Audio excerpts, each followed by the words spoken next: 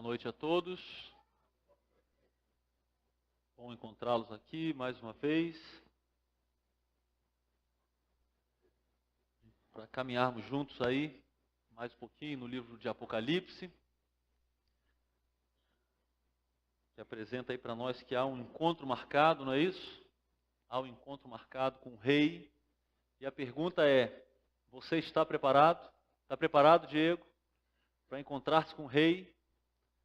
Está preparado, Ricardo? Zé Ricardo, está preparado? Está aguardando a chegada do rei, tá, doutor Galbinho? Está aguardando o rei? Essa é a mensagem de Apocalipse para nós, não é? Para aguardarmos a vinda do rei. Uma mensagem que nos chama para a perseverança. O livro nos chama para a perseverança até esse encontro, não é? Porque esse encontro com o rei vai ser maravilhoso para aqueles que creram nele. Esse encontro será maravilhoso para os que creram. Para os que não creram, esse encontro será terrível. Por isso o livro de Apocalipse é extremamente evangelístico. Extremamente evangelístico. É um livro que chama aquele que ainda não se converteu à conversão. Então talvez você esteja aqui hoje, ainda não creu em Jesus. Quero encorajar você a ler o livro de Apocalipse, a ouvir agora o que vamos estudar aqui e a se perguntar com honestidade se você está preparado para encontrar-se com o Rei do Universo. Porque é esse que o livro de Apocalipse nos apresenta, é dele que o livro fala, não é? Do Rei do Universo, Jesus, o Criador. Mas nós vamos caminhar um pouquinho mais hoje, olhando para mais uma carta. Aí eu gostaria então de perguntar para você o seguinte: como você encorajaria um crente, melhor, um novo crente? Imagina só, Badjé, foi lá no seu trailer, contou a história para você, falou: Marquinhos, eu me converti e a minha vida piorou. E muitas lutas, grandes lutas em casa, no trabalho. Sobre ele perdeu o emprego, depois que ele se converteu, ele perdeu o emprego. Agora a esposa está chateada com ele porque ele é crente. E a esposa está resistindo à sua fé e fala mal dele e fala para ele abandonar. E as coisas complicadas e pressões na vida dele. Talvez agora, ele, antes de falar com você, ele teve um diagnóstico de uma doença grave. E ele chega lá e fala: Marquinhos, eu me converti, mas olha a minha vida. Olha a minha vida. E talvez ele perdeu o emprego justamente por falar a verdade. E ele ficou numa situação, um problema ético, e ele disse: não, eu agora sou um crente em Jesus Cristo, eu preciso falar a verdade. E aí ele falou a verdade, e o prêmio foi a demissão, não é? Como você encorajaria esse novo crente? Como você encorajaria uma pessoa, um crente, bem próximo da morte, e sofrendo, não é? Talvez preso por causa da sua fé, e você tem a oportunidade de conversar com ele. Talvez ele é um prisioneiro do Estado Islâmico. E é só ele negar a sua fé para ele ser liberto. Mas se ele permanecer firme, ele vai morrer. E talvez cruelmente. Se você tivesse a oportunidade de conversar com ele, talvez por telefone, não é? O que você diria para ele? Como você encorajaria esse irmão nosso? Esse irmão seu e meu? A carta de Jesus à igreja em Esmirna desafia o nosso entendimento sobre encorajamento. Eu penso que depois de lermos essa carta e pensarmos um pouquinho nela, Marquinhos vai ter o que falar para esse crente, né? Nivaldo também no telefone com aquele crente que está lá preso no Estado Islâmico. Mas talvez essa carta vai trazer para nós uma nova compreensão do que é encorajamento. Vamos ler aí então Apocalipse no capítulo 2, versículos de 8 a 11, pensando um pouquinho sobre esse encorajamento no sofrimento. Ao anjo da igreja em Esmirna, escreva: estas são as palavras daquele que é o primeiro e o último, que morreu e tornou a viver. Conheço as suas aflições e a sua pobreza, mas você é rico. Conheço a blasfêmia dos que se dizem judeus, mas não são, sendo antes sinagoga de Satanás. Não tenha medo do que você está prestes a sofrer. O diabo lançará alguns de vocês na prisão para prová-los, e vocês sofrerão perseguição durante 10 dias. Seja fiel até a morte, e eu lhe darei a coroa da vida. Aquele que tem ouvidos, ouça o que o Espírito diz às igrejas. O vencedor, de modo algum, sofrerá a segunda morte. 4 versículos que vão falar de encorajamento. 3 referências à morte, 2 ao diabo e algumas ao sofrimento. Impressionante. Em apenas 4 versículos. Mas o texto fala de encorajamento no sofrimento. João escreve às 7 igrejas da província da Ásia. Já vimos isso aqui, né? Você que tem estado aqui nesses dias. A região correspondente aí atualmente ao sudoeste da Turquia. Nós temos então 7 igrejas que vão receber 7 cartas. Igrejas locais que existiam ali, né, naquelas cidades, mas naturalmente representando as outras igrejas. Por isso que ele escolhe 7. Não eram as únicas que tinham ali, mas ele escolheu 7 para representar as outras. Essas 7 cartas nos ajudam bastante no entendimento do livro de Apocalipse, porque os primeiros leitores, eles sofriam perseguição. Aí nós temos então, a cada carta, Jesus vai se apresentar para cada igreja daquelas, enfatizando um aspecto do seu caráter, da sua pessoa, e aí ele vai trazer então elogios para aquela igreja, na maioria delas, algumas repreensões também, e uma promessa no final, chamando aqueles irmãos para a perseverança, num contexto de dificuldade. No caso da igreja de Esmirna, que é o que lemos agora, nós não temos nenhuma repreensão. Nós temos de fato uma carta com encorajamento, porque aqueles irmãos sofriam bastante perseguição, como os versículos que lemos revelam. Então, diante disso, eu gostaria de propor para vocês que o encorajamento para aquele que sofre por amor a Cristo, ele vem, primeiramente, da ressurreição de Cristo. Do conhecimento da ressurreição de Cristo, do entendimento, da fé na ressurreição de Cristo. Nós vemos isso aí no versículo 8. Então, a carta dirigida à igreja em Esmirna. A Esmirna é a única daquelas 7 cidades que existe até hoje. Estava até no começo aí. Você pode voltar lá, Fabiana? Tem uma imagem aí atual da cidade. E também o mapa ali, você pode ver, eu destaquei no mapa embaixo, né? Para você ter noção do total, e um mapa e uma foto, né, da cidade atual. A cidade existe até hoje com o nome de Izmir. É a mesma cidade, né? Está lá no mesmo lugar. Naquela ocasião, em Esmirna, havia uma grande população judaica. Parece que a população girava em torno aí de 250 mil pessoas, né? Mais ou menos o tamanho da cidade de Macaé, né? Uma cidade grande, para aquele tempo, uma cidade grande. Mas uma característica daqueles judeus que estavam ali, isso não é uma novidade do Novo Testamento, eles se opunham aos crentes, ao cristianismo. Então eles eram perseguidores dos cristãos, os judeus, né? Então ali tinha uma grande população de judeus, eles perseguiam os cristãos daquela cidade e causavam bastante sofrimento para eles. Você já sabe que é Jesus que está enviando a carta, não é? Por meio de João, ele que está falando com João.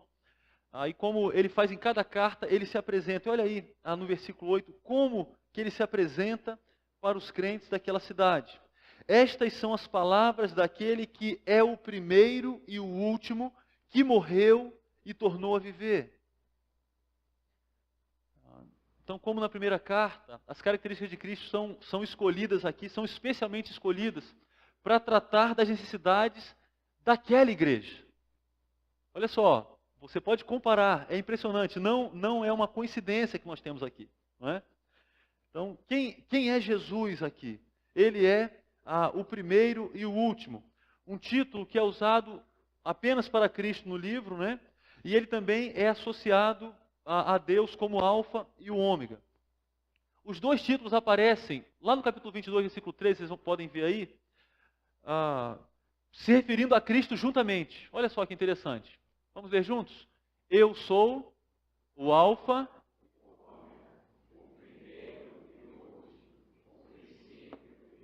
Isso. Então, aqui palavras de Jesus. O que nós temos aqui? Os dois títulos dizendo que Deus e Cristo são soberanos sobre a história. Nós temos muitas ocorrências no livro de Apocalipse que apontam para a divindade de Jesus. Olha só, se você, eu tinha alguma dúvida sobre a divindade de Jesus, olha só, lê Apocalipse, são muitas evidências. Aqui é uma delas. Um título tipicamente Deus, na Bíblia, não é? Usado para se referir a Deus Pai. No livro de Apocalipse, ele se refere sempre a Cristo. No versículo que lemos, tanto Alfa e Ômega como primeiro e último, se referindo a Jesus. Ele é soberano sobre a história, é o que ele está dizendo para aqueles crentes. Aqueles crentes que estavam sofrendo intensamente, ele se apresenta dizendo o seguinte: eu que estou enviando essa carta para vocês, sou o soberano sobre a história. Eu conduzo a história. O que vocês estão passando não é algo que está... eu estou distraído para o que está acontecendo. Porque eu conduzo a história. De fato, eu sou soberano sobre a história. Cristo é eterno. Por isso, ele é capaz de vingar os seus seguidores atormentados. Eles eram ameaçados com a morte. Mas Cristo controla a história pós-morte. Então, Cristo ele não é soberano sobre a história aqui nessa vida somente. Não é isso que ele está dizendo. Ele controla toda a história, inclusive o pós-morte. Tão temido, não é? Normalmente pelas pessoas. Embora a cidade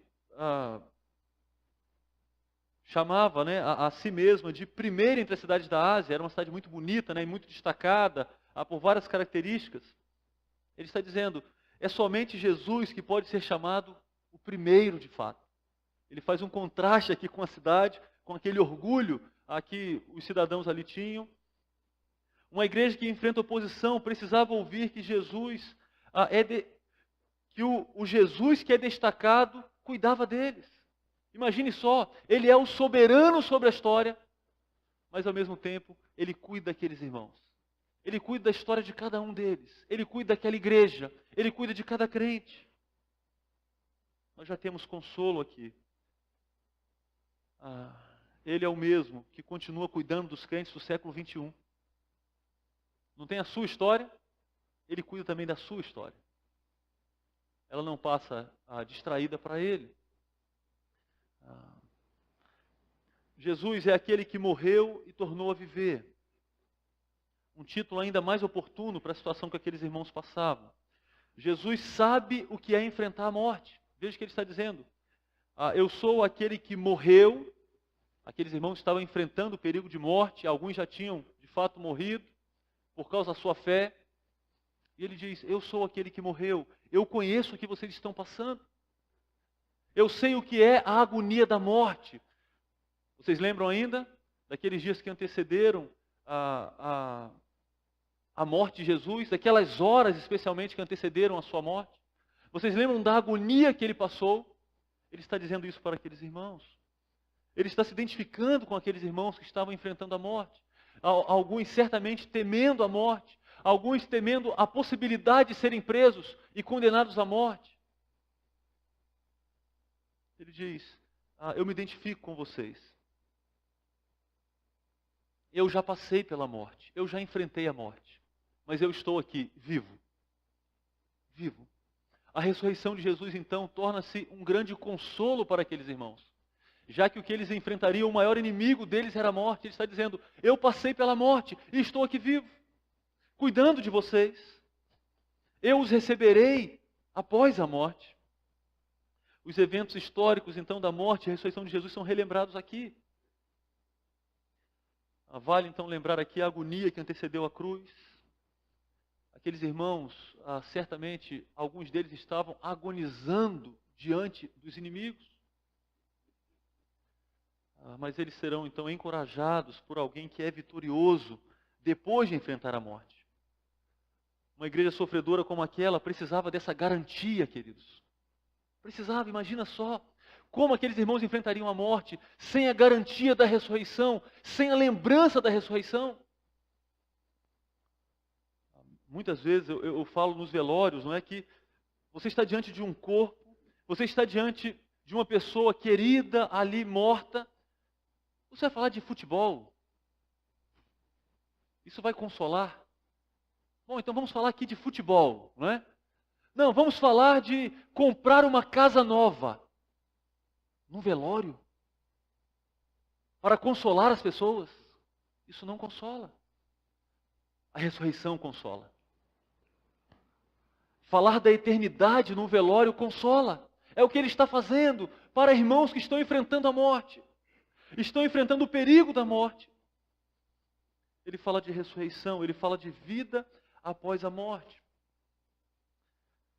Nós podemos orar por cura ou libertação do sofrimento, mas nós devemos orar ainda mais, queridos, por fidelidade na hora da provação.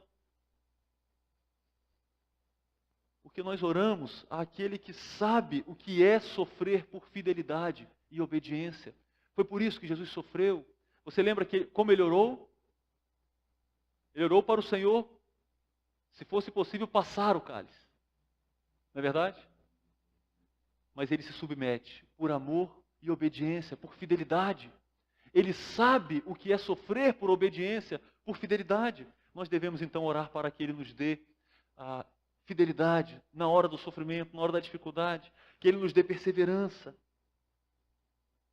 Encoraja-nos, Senhor, com a lembrança de que o seu filho morreu, mas venceu. Podemos orar assim. Se enfrentarmos a morte por amor ao Senhor, que sejamos fiéis para a sua glória. É uma boa oração. O consolo para aquele que sofre por amor a Cristo também vem do conhecimento de Cristo. Olha aí para os versículos 9 e 10. Versículo 9, primeiramente, nesses versículos, nos dois versículos, melhor dizendo, nós veremos aí três coisas que Jesus conhece daqueles irmãos. Nenhuma delas, olha só, quero chamar a sua atenção para isso, não é? Nenhuma delas seria considerada hoje um ponto forte de uma igreja. Talvez nós não escolhêssemos uma igreja hoje por uma dessas características aqui, conhecidas por Jesus, que estão aqui em tom de elogio, estão aqui como consolo para aqueles irmãos. Parece que temos perdido a centralidade da importância da participação nos sofrimentos de Cristo, como uma característica fundamental de um crente. Participar dos sofrimentos de Cristo. Olha o que diz Filipenses, o apóstolo Paulo escreveu, Filipenses 3:10. Pode colocar aí, Fabiana. Quero conhecer a Cristo, o poder da sua ressurreição e a participação em seus sofrimentos, tornando-me com Ele, tornando-me como Ele em sua morte. Olha o desejo do apóstolo Paulo. Quero conhecer a Cristo, né? Até aí está bom, né? Bom, aí está jóia, eu também quero, né? O poder da sua ressurreição. Bom, jóia, ressurreição é bom. Mas lembre que para ter ressurreição, antes tem que haver morte. E a participação em seus sofrimentos, tornando-me como Ele em sua morte. Ele está dizendo assim, eu quero me identificar com Cristo por meio do sofrimento, por amor a Cristo. Ele não ia começar a dar chicotadas em si mesmo, ele não era um suicida de maneira nenhuma. Ele está dizendo o seguinte, eu quero sofrer por amor a Cristo, falando de Cristo. E na hora que eu enfrentar oposição por causa dele, eu quero continuar falando de Cristo. Na hora que pessoas me ameaçarem por causa da minha fé, eu quero permanecer fiel a Cristo.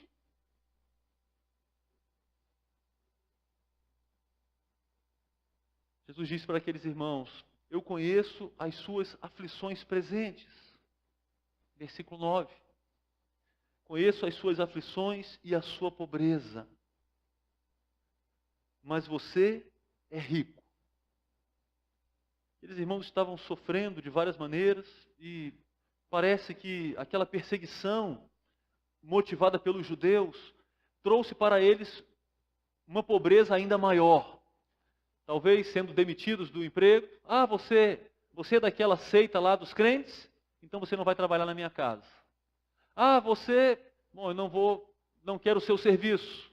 E aqueles irmãos enfrentavam uma grande pobreza, não porque eram preguiçosos, mas porque eram perseguidos. E aqueles irmãos sofriam, e aqui ele se refere de maneira geral às tribulações que eles enfrentavam, algo doloroso. Mas é impressionante que, como resultado, eles foram enriquecidos por Deus, eles foram favorecidos por Deus, porque eles sofriam por amor a Cristo. Como está lá em Romanos 8,36, como está escrito, por amor de ti, enfrentamos a morte todos os dias, somos considerados como ovelhas destinadas ao matadouro. É impressionante, você já deve ter percebido isso, a maioria de vocês, eu penso, como o Novo Testamento fala do sofrimento do crente. Várias vezes. Várias vezes. E aqui não é diferente. Aos olhos humanos, mas nós temos algo interessante aqui. Lembre que o que vai trazer consolo para nós é o conhecimento de Cristo, não é isso? Para eles era o conhecimento que Jesus tinha da situação deles. Para nós hoje da mesma forma. Então ele está dizendo, a olhos humanos, vocês são desprezados. Vocês estão sofrendo demais. Certamente, quem está ouvindo notícias de vocês, outros irmãos, estão com pena de vocês. Estão orando por vocês, para que o Senhor os socorra. Certamente. Certamente os seus vizinhos que os estão perseguindo, estão zombando de você, está vendo?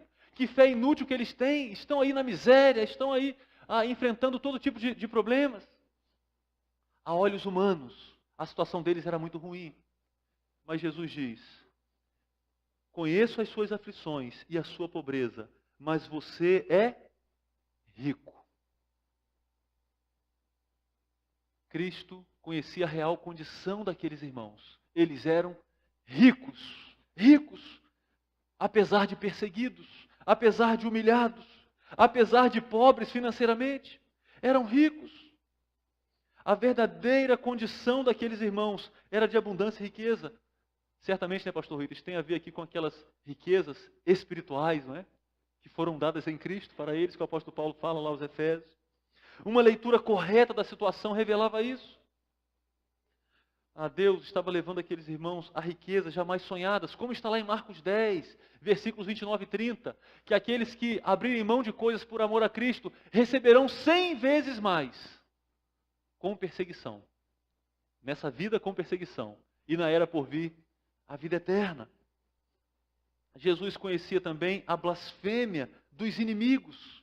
Jesus conhecia a situação daqueles que sofriam, e ele conhecia também o pecado daqueles que os perseguiam. E nisso naturalmente os consolava. O termo blasfêmia no livro é usado no sentido mais básico do Novo Testamento, que é blasfêmia contra Deus, não é? Mas nós vemos aqui que a blasfêmia contra o povo de Deus é uma forma de blasfemar contra o próprio Deus. A oposição a judaica, como eu já disse, é comum no Novo Testamento, né? Ela foi marcante em Esmirna. Um exemplo da história da igreja, aqui para demonstrar essa perseguição que aconteceu ali no segundo século, alguns anos depois disso aqui, mais ou menos 50 anos depois dessa carta, Policarpo foi morto ali, entregue pelos judeus. Sabe o que os judeus fizeram no dia de sábado? Carregaram a lenha que iria ser usada para a fogueira que iria queimar Policarpo. Eles quebraram a lei que eles costumavam se submeter para contribuir na morte de Policarpo, um crente fiel naquela cidade. Uma posição muito forte da parte dos judeus ali. E Jesus está dizendo, eu conheço a blasfêmia dos que se dizem judeus. Mas olha que coisa. Assim como os crentes tinham uma condição a olhos humanos, mas a condição espiritual deles era diferente, a condição dos judeus acontecia a mesma coisa. Eu conheço a blasfêmia dos que se dizem judeus. Então eles se dizem judeus. Eles dizem que servem ao Deus vivo. Mas eles não são. Sendo antes sinagoga de Satanás. Eles estão trabalhando para Satanás. Eles servem aos propósitos de Satanás, mas eles dizem que servem a Deus. Mas eles não servem a Deus. Eles servem ao diabo. Eu conheço o pecado deles, não ignore. Jesus está dizendo, crentes perseguidos por esses judeus, não ignorem. Eu conheço o pecado deles. E naturalmente isso era consolo para os crentes.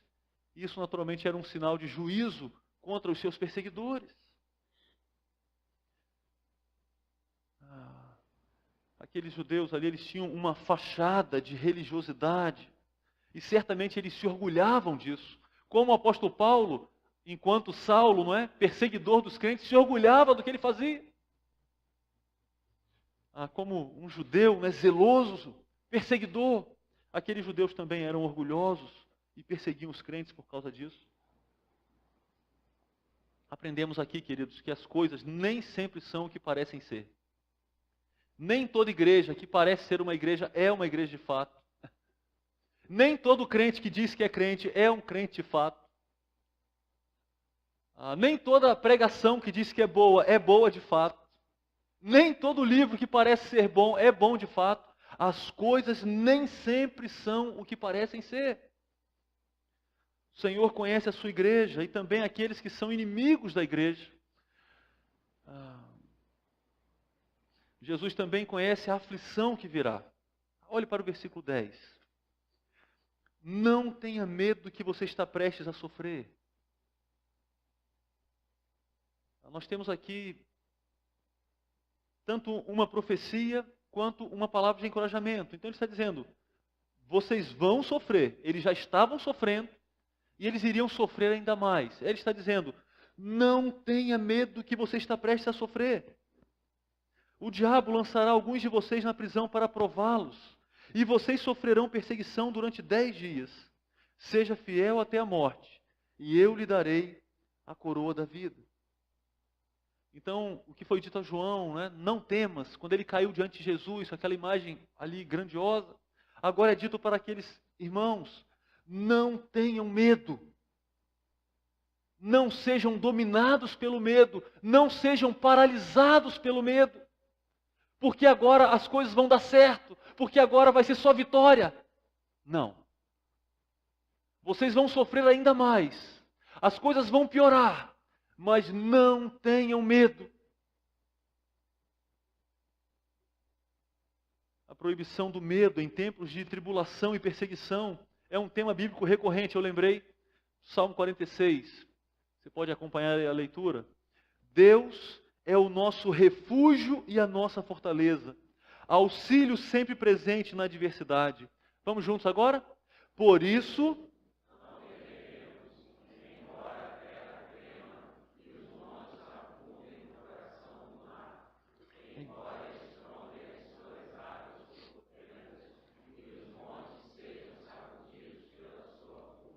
não tema. Não temeremos, embora as circunstâncias sejam contrárias, amedrontadoras de fato. Não tema. Olha o que Jesus disse. Não tenham medo dos que matam o corpo, mas não podem matar a alma. Antes, tenham medo daquele que pode destruir tanto a alma como o corpo no inferno. Ele está dizendo o seguinte, temam a Deus. Porque Deus tem domínio não somente sobre a vida aqui, mas também sobre a vida eterna, e inclusive sobre a morte eterna. Por isso Jesus está dizendo para aqueles irmãos, não temas. Independentemente do caminho que a igreja tiver de seguir, ela o andará atrás de Jesus e juntamente com ele. Jesus se apresentou a ela como aquele que está vivo. Ou seja, ele é contemporâneo daqueles irmãos. Ele está dizendo, eu estou vivo, agora, no primeiro século. Eu estou vivo, no final do primeiro século. E no século 21, ele continua vivo? Continua. Nesse ponto reside a profunda diferença entre o caminho de Cristo e a caminhada dos cristãos. Porque Jesus percorreu o caminho da morte em plena solidão. Não teve um discípulo para consolá-lo. Não teve. Ninguém foi capaz de vigiar com ele. Ninguém podia compreendê-lo e dizer, eu sei, eu entendo o que o Senhor está passando. Não, eles não entendiam nada, pelo contrário, estavam questionando e dizendo, não, não é isso, não. O Senhor não vai morrer coisa nenhuma. Mas ninguém precisa passar pela solidão última.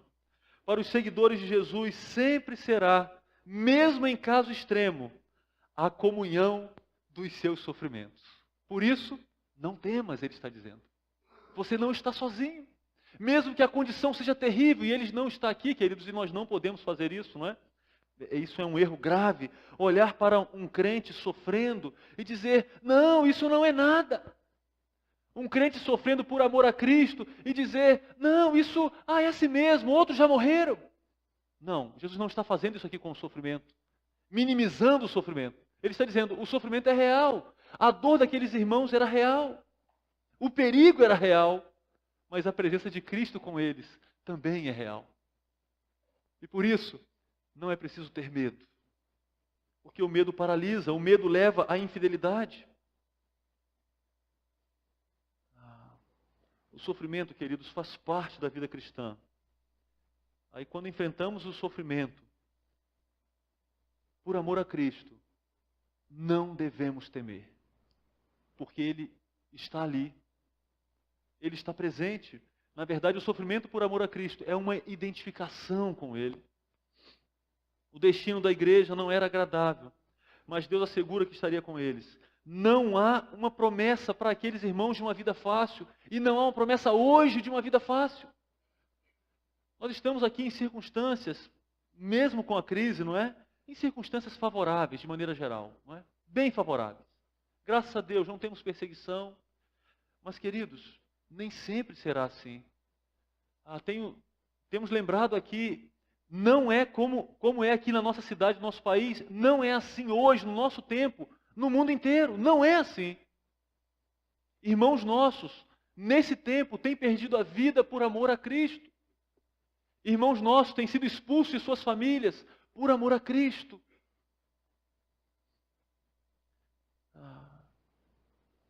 E isso não é o Novo Testamento então não ilude ninguém. Então, quando você for pregar o Evangelho para uma pessoa, não prometa para ela a saúde, dinheiro no bolso e família perfeita. O Evangelho da prosperidade promete isso, e é uma mentira, por isso que não é um Evangelho, é um falso Evangelho, vindo da boca de falsos mestres, usando a Bíblia de maneira mentirosa, hipócrita, fingida. Porque o Evangelho verdadeiro não promete vida fácil para o crente. O Evangelho verdadeiro promete uma vida alegre, uma vida com contentamento, mas não uma vida fácil. Não.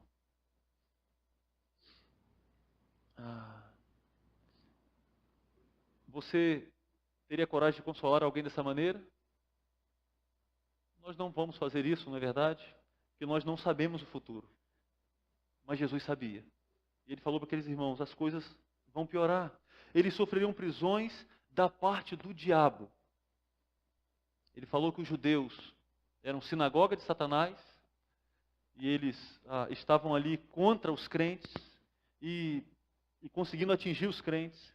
Agora ele diz, olha, o diabo lançará alguns de vocês na prisão. Jesus atribui diretamente ao diabo, pelo menos parte do sofrimento daqueles irmãos.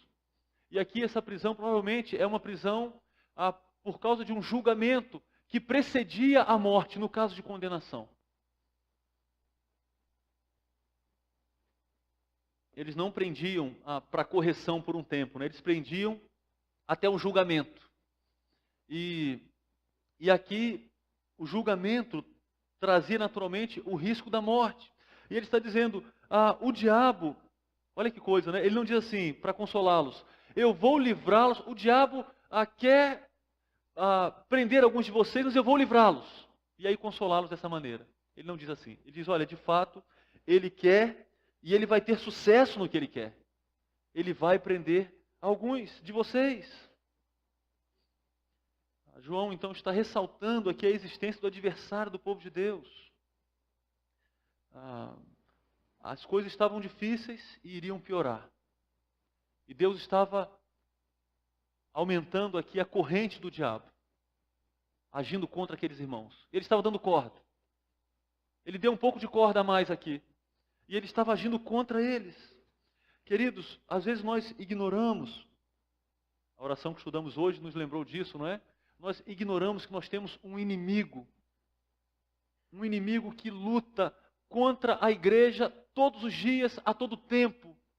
Ele tem súditos, ele tem demônios que agem segundo a sua vontade. E todos eles lutam contra a igreja todos os dias, sem trégua, sem descanso. E nós ignoramos isso muitas vezes. E o Senhor está dizendo, olha só, de fato vocês têm um inimigo, mas eu conheço as ações dele. E por isso ele está consolando aqueles irmãos dessa maneira. O que ele está fazendo, não está fazendo sem a minha supervisão. Não tinha a aprovação de Jesus. É claro que não. Mas tinha a sua supervisão. Estava debaixo da sua soberania. Você quer uma demonstração disso? Olha para o texto. E vocês sofrerão perseguição durante 10 dias. Vocês sofrerão perseguição durante um tempo limitado, e nós não devemos ser muito literais aqui nesse número, não é? Porque os números em Apocalipse muitas vezes trazem características ali neles. Bom, ele está dizendo o seguinte, vocês vão sofrer por um tempo limitado. Por que o tempo vai ser limitado? Imagina, Vitor, será que o diabo vai fazer aqueles irmãos sofrerem e depois falar assim, eu estou com pena deles agora, libera eles aí.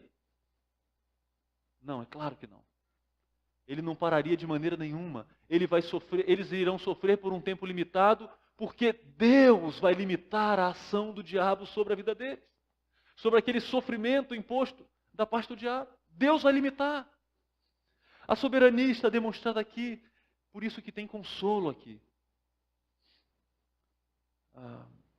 Nós temos um inimigo hoje. Clay, mas olha só, você falou que a pregação ia ser sobre o consolo. Puxa vida, 2 referências ao inimigo já. Está aqui, é consolo. O consolo hoje não está em negar a existência do inimigo. O consolo está em saber que a sua ação também está debaixo do agir soberano de Deus. A ação do inimigo hoje, no século 21, também está debaixo de Jesus glorificado, que cuida da sua igreja. Lembra daquela imagem gloriosa? Está lá. E por isso não somos provados além do que podemos suportar. Por isso ele diz para aqueles irmãos, seja fiel até a morte, e eu lhe darei a coroa da vida. Seja fiel. Persevere até a morte. Não tema. Quando você estiver lá solitário na prisão, ele está dizendo, seja fiel. Seja fiel. E saiba que você vai receber um prêmio. E ele fala aqui da coroa da vida.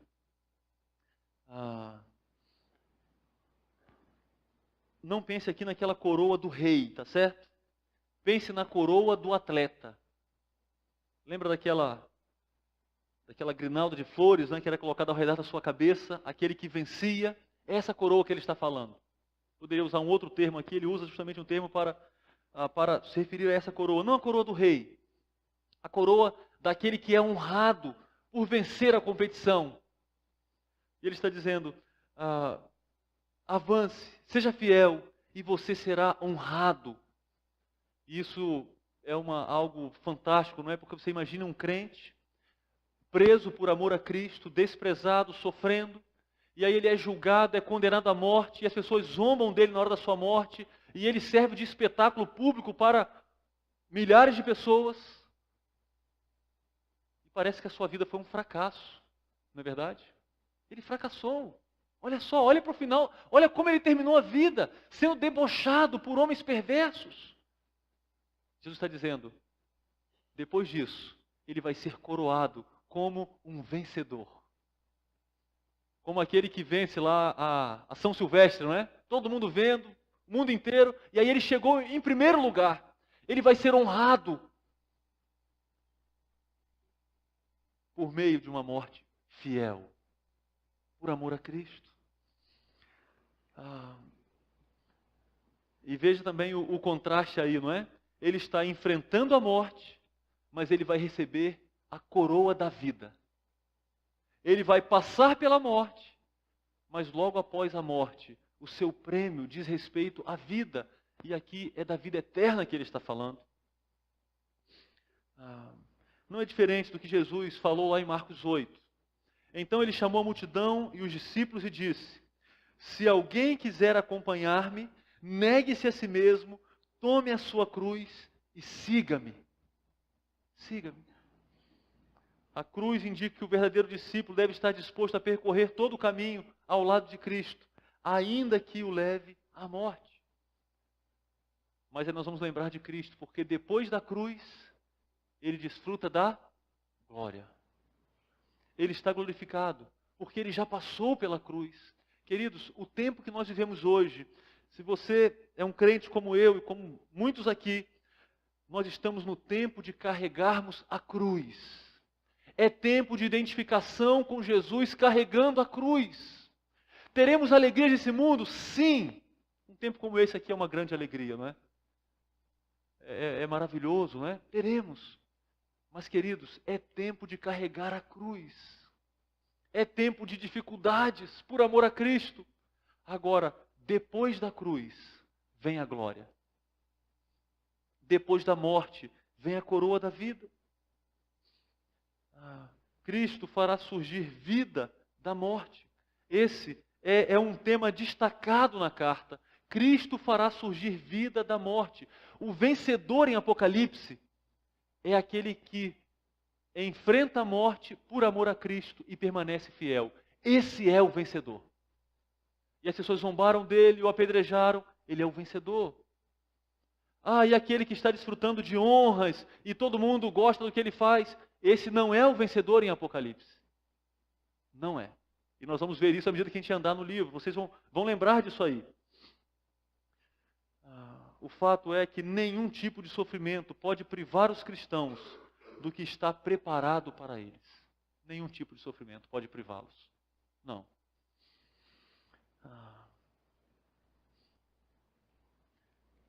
É revelador observar que as duas igrejas, nessas 7 cartas, que não tiveram nenhum ponto fraco citado, elas fossem as mais insignificantes em termos de número e influência. Entre as 7. As duas, das 7 igrejas que nós vamos ver aqui nas próximas semanas, as duas que não tiveram nenhum ponto fraco citado, humanamente falando, eram as mais insignificantes. Vemos aqui que é mais importante sermos fiéis do que termos poder. Sabe qual é o nosso problema muitas vezes? Que nós queremos poder. Então nós queremos que a nossa igreja seja conhecida, porque nós entendemos que à medida que ela for conhecida, ela será uma igreja mais importante. Mas não é verdade isso. Uma igreja pode ser muito grande e pode não ser sem ser fiel. O contrário também é verdadeiro. Uma igreja pode ser muito grande em termos numéricos e também ser fiel. Uma igreja pode ser muito pequena e desprezada, ignorada e desconhecida e ser extremamente fiel, queridos. E quantas igrejas assim existem espalhadas por esse mundo afora? Quantas igrejas, quantos irmãos que avançam, que adoram a Deus, mas eles não são conhecidos. Mas são igrejas importantes, como a de Esmirna. Isso deve nos fazer desejar a fidelidade acima da influência, do conhecimento, do poder, dos números. É encantadores. Até quando você for avaliar uma igreja, não é? Já que falamos esses dias aqui sobre escolha de igreja, numa mudança. Querido, olha só. Se desprenda dos números. Uma igreja pode ser pequena, pode ser grande. Olhe para a fidelidade. É interessante que esse movimento das igrejas neopentecostais, eles investem nesse movimento, eles investem bastante no espaço físico. Já repararam isso? Você tem que ter um lugar bem estratégico, uma fachada muito bonita, não é? Tem que dar uma aparência de grandeza, não é? Porque isso atrai as pessoas. Alguém que fosse escolher uma igreja e passasse pelos crentes de Esmirna, não os escolheriam segundo esses critérios neopentecostais. Não pense assim. Não se iluda dessa maneira, tá certo? Agora, nada contra uma igreja grande, com um prédio bonito também não, nada contra.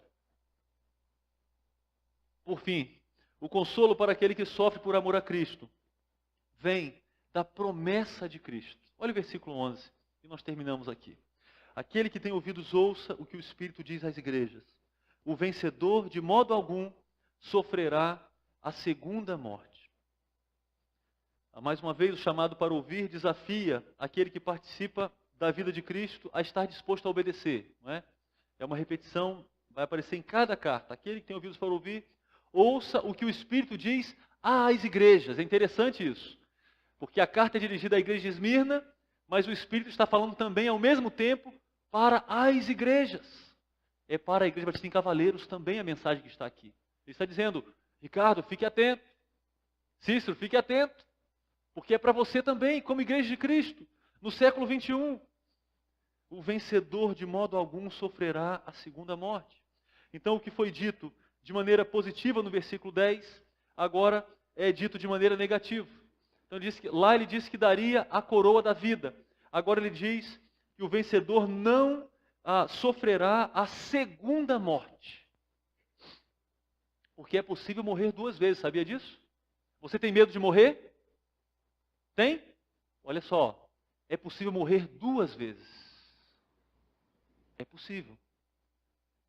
E aqueles que enfrentarem a primeira morte sem Cristo, morrerão duas vezes.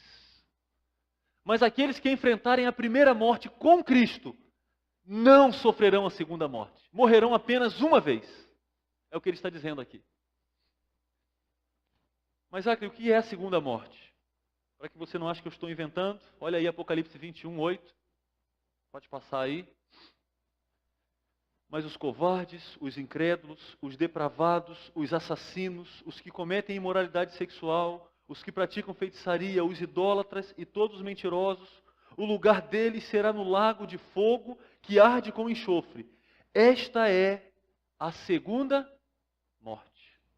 Sabe o que é a segunda morte? É o sofrimento eterno sem Deus.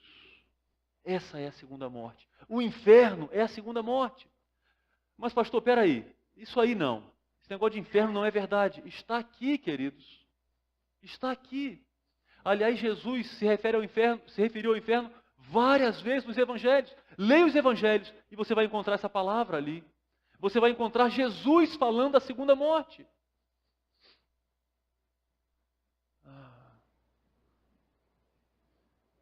Então, o sofrimento a que os crentes são submetidos é um sofrimento limitado. Ele é limitado a essa vida. Porque eles sofrerão apenas a primeira morte. A segunda morte não. Sofrerão a primeira morte se Cristo não voltar antes, né? Ele pode voltar também. Então Cristo limita os sofrimentos a que seus servos são submetidos. Ele limita. A morte física, a própria morte física é um limitador. Porque depois dela eles não passarão pela morte eterna. Então a promessa que Jesus faz tem tudo a ver com a sua experiência descrita no versículo 8. Lembra disso? Quem é Jesus?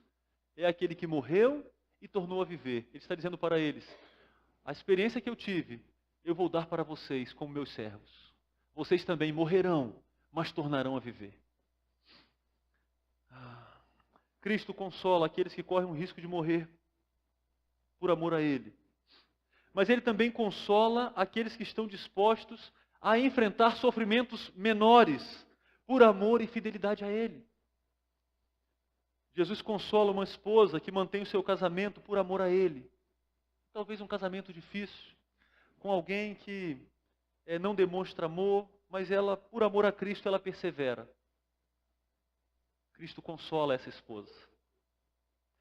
Jesus consola o crente novo convertido que por causa da sua fé, as coisas se complicaram na sua vida, perdendo o emprego, e talvez sofrendo uma calúnia, talvez sofrendo o deboche dos seus amigos. Cristo consola esse também. Cristo consola um adolescente que é perseguido no colégio, porque ele não vê revista pornográfica, ele não vê imagens pornográficas na internet, no celular. E aí os seus amigos zombam dele. Cristo consola esse adolescente também.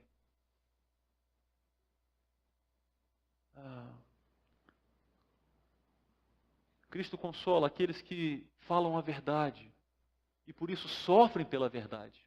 Cristo consola uma igreja que se posiciona a favor da Bíblia e por isso é perseguida por outras igrejas. Ele consola essa igreja. Ele consola um pastor que se posiciona de maneira bíblica e é perseguido por causa disso. Ele consola um crente. Ele consola. Grande consolo, e um grande consolo que temos aqui, é que se você ama Cristo acima de tudo, você não pode perder aquele a quem você ama. Sabe por quê? Porque Ele está vivo. Ele está vivo. Depois da nossa morte, Ele nos receberá e nos encontrará. E a morte não pode fazer com que o percamos. Talvez cabe aqui, queridos, uma avaliação. Quantas concessões temos feito para evitar que qualquer tipo de perseguição nos atinja? Nós vivemos num tempo de um evangelho muito diluído. Muito diluído. Então, alguns temas entre os crentes são polêmicos, temas bíblicos, alguns claros. Claros, não estou falando aqui de ensinos obscuros, de uma dificuldade numa interpretação, numa questão aqui de Apocalipse, não. Coisas claras a respeito de família. Por exemplo, não é? E no meio dos crentes tem havido resistência. E às vezes a nossa tendência é de ceder, sabe por quê? Para não termos problema. Não, olha só. Não, preciso ceder, para não ter problema. Espera aí. Se os irmãos de Esmirna tivessem agido assim, eles não receberiam essa carta desse jeito. Eles estavam sofrendo, certamente vários deles perseverando, e a carta é: continuem, avancem, sejam fiéis, e esperem, aguardem a minha promessa, sejam consolados pela minha promessa. Quem sofre por amor a Cristo é consolado pelo próprio Cristo. Vamos orar mais uma vez. Se você quiser, pode ficar em pé.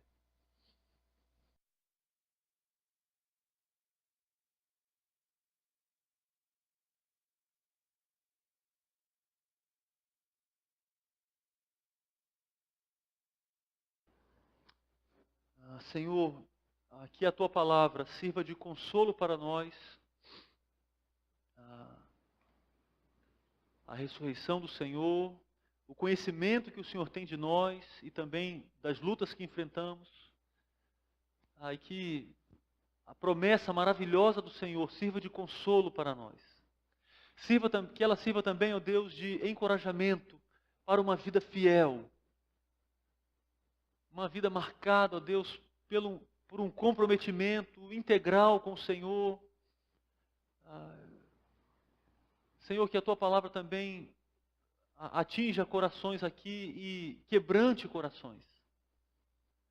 Pessoas, ó Deus, que ainda não estão preparadas para encontrarem-se com o Senhor. Pessoas que ainda temem a morte. Senhor, que a Tua palavra traga a clareza para esses corações, que a Tua palavra os atraia para o Senhor.